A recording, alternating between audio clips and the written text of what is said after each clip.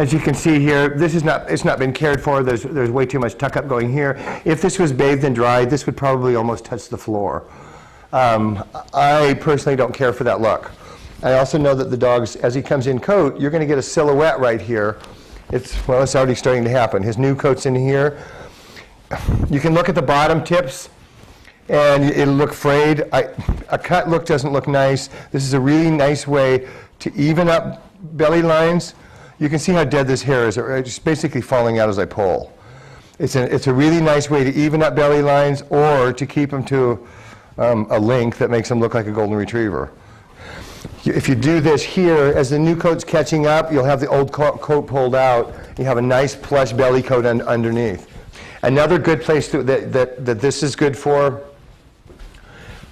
is the tails. I'm not going to go plucking on his tail, but I'll give you an analogy here so that you'll...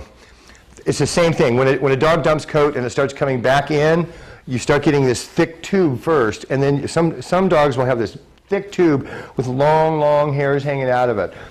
To dramatize that point a little bit, look at a bitch that's had a litter of puppies and look at her, like some of yours too out here. They've got that tube right now and they've got 12 hairs hanging off there. Well, you know what, especially on a male dog, as they're coming back into coat and you've got this thick tube going through here, the thin hairs, each week I would pull a few hairs out. And by the end of a month or 6 weeks, you may have a shorter tail, but the whole thing is going to be bushy, thick, plush, and look 10 times better than these. You see dogs in there, they've got 4 hairs that are this long hanging off. This works great. His neck and shoulder area. Some dogs are very rough coated through here. On a dog that was wavy or rough coated, first I would strip it, take out as much undercoat as you could.